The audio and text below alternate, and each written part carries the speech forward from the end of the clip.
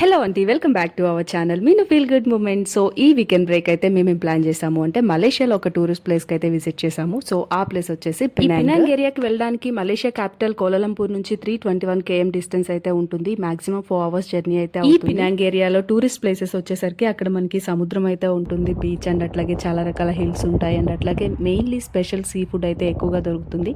So ఈ place కి different country people కూడా విజిట్ చేస్తూ ఉంటారు. ఈ పినాంగ్ ఏరియాని పూర్వకాలంలో బ్రిటిష్ పరిపాలన అయితే ఎక్కువగా ఉండేదంట. సో వాళ్ళకి సంబంధించి కొన్ని టెంపుల్స్ అండ్ అట్లాగే వాళ్ళకి సంబంధించి కొన్ని గుర్తులు అక్కడ ఉండటం అయితే చాలా ఉన్నాయి. అండ్ అట్లాగే కొన్ని చైనీస్ టెంపుల్స్ ఇవన్నీ కూడా ఈ పినాంగ్ పీపుల్ అంతా కూడా క్వాలిటీ ఆఫ్ లైఫ్ అయితే లీడ్ చేస్తూ ఉంటారు. సో ఎందుకు అంటే అక్కడ ఉన్న నేచర్ అంతా కూడా చాలా ప్లెజెంట్గా, చాలా ఆహ్లాదకరంగా అనిపిస్తూ ఉంటుంది. అక్కడ ఉంటే చాలా పీస్ ఆఫ్ మైండ్ అనిపిస్తూ ఉంటుంది. సో అక్కడ మనం ముందుగానే ప్రీ ప్లానెడ్గా 2 days అక్కడ స్టే చేసేలా అయితే ప్లాన్ చేసుకోవాలి. సో అప్పుడే మనం అక్కడ ఉన్న ఏరియాలో సరౌండింగ్స్ అన్నీ కూడా ఈ వీకెండ్ బ్రేక్ అయితే మేమైతే ముందుగానే ప్లాన్ చేసుకొని వెళ్ళాము. సో అక్కడ 2 days స్టే చేసేలానే వెళ్ళామన్నమాట. సో మేము అక్కడ స్టే చేసింది ఎక్కడ అంటే 33 రిసార్ట్ అని ఉంది. సో అది వచ్చేసరికి బీచ్కి జస్ట్ వాకబుల్ డిస్టెన్స్లోనే ఉంది. చాలా బాగుంటుంది. సో వచ్చిన పీపుల్ అంతా కూడా మ్యాక్సిమం అక్కడ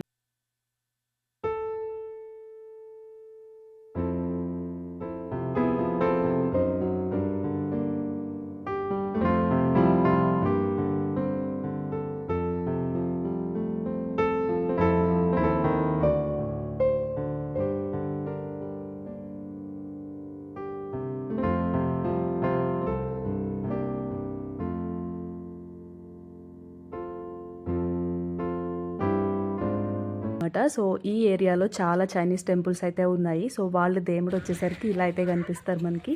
సో ఇక్కడ కనిపిస్తుంది కదా, ఇది వచ్చేసరికి చైనీస్ టెంపుల్ అనమాట. సో లోపల పూజలు అవన్నీ పర్టికులర్గా ఈ ప్లేస్లో అయితే ఎక్కువగా చైనీస్ గాడ్ స్టాచ్యూస్ అండ్ అట్లాగే చైనీస్ టెంపుల్స్ అయితే ఎక్కువగా కనిపిస్తూ ఉన్నాయి. అండ్ అట్లాగే అక్కడ ఉన్న పెద్ద పెద్ద రాళ్ళ మీద చైనీస్ గాడ్ పెయింటింగ్స్ అట్లాగే స్టాచ్యూస్ ఇవన్నీ కూడా చాలా ఎక్కువగా ఉన్నాయి ఈ ప్లేస్. ఇక్కడ మనకు కనిపిస్తున్నాయి కదా స్టాచ్యూస్. సో చైనీస్ పూజించే దేవుళ్ళు వచ్చేసరికి ఇలా అయితే ఉంటారు. సో ఇక్కడ చాలా స్టాచ్యూస్ కూడా ఉన్నాయి, ఇంకా చూపిస్తాను. ఈ టూర్ పర్పస్ వచ్చిన చైనీస్ అంతా కూడా ఈ పినాంగ్ ఏరియాకి అయితే వచ్చినప్పుడు ఖచ్చితంగా ఈ స్పాట్కి అయితే విజిట్ చేస్తారంట. సో అక్కడైతే చైనీస్ టెంపుల్స్ అన్నీ ఎక్కువగా ఉన్నాయి కదా. సో ఆ ప్లేస్కి అయితే విజిట్ చేసి ఖచ్చితంగా టెంపుల్ దగ్గరికి వెళ్ళి వాళ్ళైతే దేవుని దర్శించుకుంటారంట. సో ఇక ముందుకు వెళ్తే మనకు అక్కడ ఒక టెంపుల్ కూడా ఉంది, అక్కడ పూజ కూడా చేశారు జస్ట్ ఇప్పుడు. సో అవన్నీ కూడా మనం ఇక్కడ చూడాలి. ఇలా ఇక్కడ దేవుని దర్శించుకున్న తర్వాత వాళ్ళు ఒక క్యాండిల్ అయితే పెడతారంట. సో క్యాండిల్ పెట్టిన తర్వాత కొంతసేపు అక్కడ కూర్చోడానికి అయితే ప్లేసెస్ ఉన్నాయి. జస్ట్ అట్లా కూర్చొని కొంత టైం స్పెండ్ చేసి మళ్ళీ వేరొక స్పాట్కి అయితే వెళ్తారంట. సో ఖచ్చితంగా మస్ట్ అండ్ షుడ్గా ఈ ప్లేస్కి అయితే చైనీస్ విజిట్ చేస్తారు. So because of Chinese temples ఎక్కువగా ఉండటం వల్ల ఇక్కడికైతే వస్తారనమాట.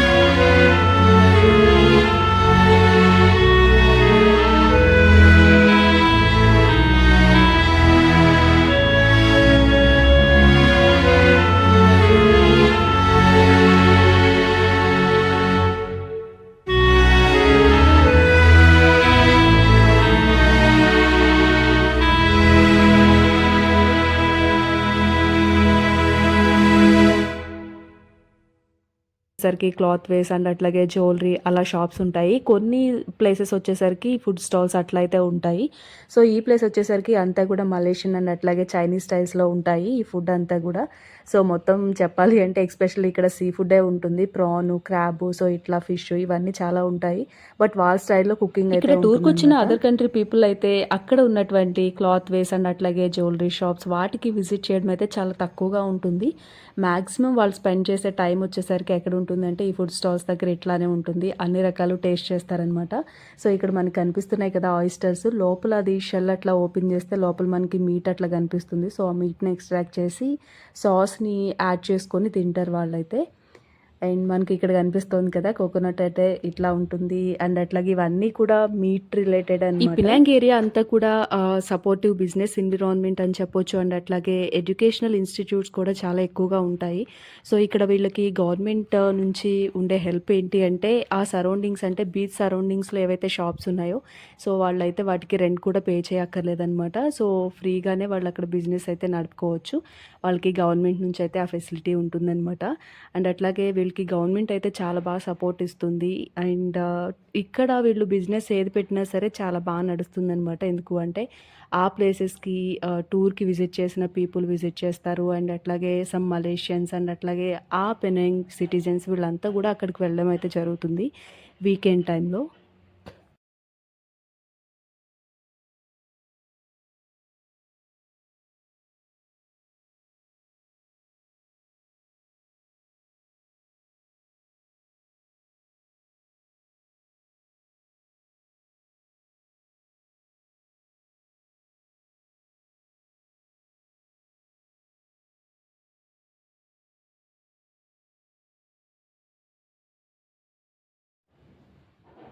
ఇక్కడ ఇదంతా కూడా ఇంకా సీ ఫుడ్డే అనమాట. ఇక్కడ వాళ్ళకి ఏం కావాలి, ఎంత క్వాంటిటీలో కావాలో సో వీళ్ళెళ్ళి అప్పటికప్పుడు చెప్తే వాళ్ళేం జేస్తారు అంటే జస్ట్ బాయిల్ చేస్తారు. లేదు అంటే కర్రీగా కావాలి అంటే కర్రీ కుక్ చేసి ఇస్తారనమాట. సో మనకి ఏం కావాలి అనేది అప్పటికప్పుడు చెప్తే వాళ్ళు రెడీ చేసి ఇస్తారనమాట. సో ఇంక చూస్తున్నాం కదా! సో ఆయిస్టర్స్‌లో ఉన్న అన్ని రకాలు ఏమేమి ఉంటాయో కూడా మనకి ఇక్కడ చూస్తే తెలుస్తుంది. సో ఇది వచ్చేసరికి ఇది ఒక రకమైన ఫిష్ అంట. సో నేను కూడా ఫస్ట్ టైమ్ అనమాట చూడడము. పర్టిక్యులర్‌గా ఈ ప్లేసెస్‌లో టూర్ విజిటర్స్ అందరికీ కూడా స్పెషల్ సీ ఫుడ్ అయితే అవైలబుల్‌గా ఉంటుంది. సో, ఇక్కడ వాళ్ళకి ఏ టైప్ కావాలన్నా సరే అక్కడ అవైలబుల్‌గా ఉంటుంది. సో, ఇక్కడ బిజినెస్ కూడా చాలా బాగా నడుస్తుందనమాట వాళ్ళకైతే. వచ్చిన ప్రతి 2 పీపుల్ అందరూ కూడా ఇక్కడికైతే విజిట్ చేస్తారు. ఇక్కడ ఇంకా అంతా కూడా వరుసగా అన్ని ఫుడ్ స్టాల్సే ఉంటాయన్నమాట. దట్ టూ అంతా కూడా సీ ఫుడ్డే ఉంటుంది. సీ ఫుడ్ స్పెషల్ అని చెప్పాలి ఇక్కడైతే.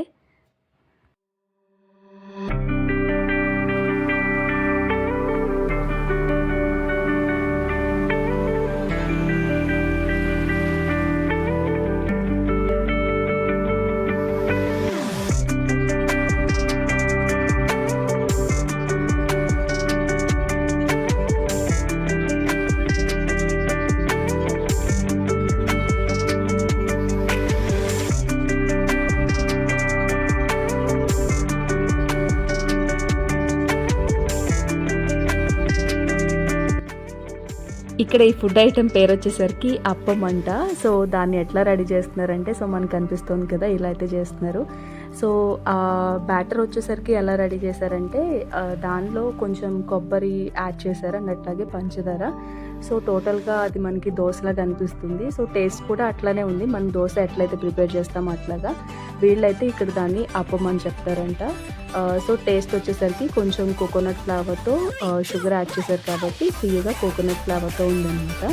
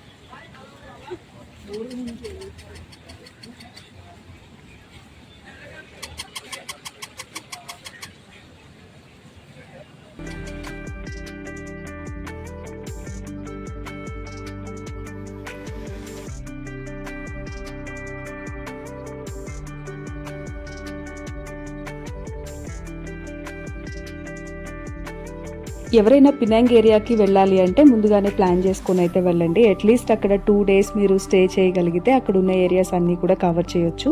అంటే టూరిజం ప్లేసెస్ అన్నీ కూడా చూడడానికి వీలవుతుంది. 1 డే అయితే జర్నీలోనే మొత్తం సరిపోతుంది. అస్సలు పాసిబిలిటీ ఉండదు. 1 డే కనుక మీరు ప్లాన్ చేసుకుంటే మినిమం 2 ఆర్ 3 డేస్ అయితే అన్నీ కూడా కవర్ చేయగలుగుతారు. సో మేమైతే 2 డేస్ అయితే స్టే చేసాము. మనకి దగ్గరలోనే బీచ్‌కి దగ్గరలోనే 33 రిసార్ట్ అయితే ఉంటుంది. సో అక్కడైతే స్టే చేస్తే చాలా హ్యాపీ అనిపిస్తుంది. అంత దగ్గరగా ఉంటుందనమాట. సో ఇది వచ్చేసరికి first so day vlog finally అనమాట. మన ఛానల్ని ఫస్ట్ టైం ఎవరైనా చూస్తున్నట్టయితే సబ్స్క్రైబ్ చేసుకొని వీడియోని లైక్ చేయండి. ఈ వీడియోని ఇక్కడి వరకు వాచ్ చేసిన మీ అందరికీ థ్యాంక్ యూ సో మచ్.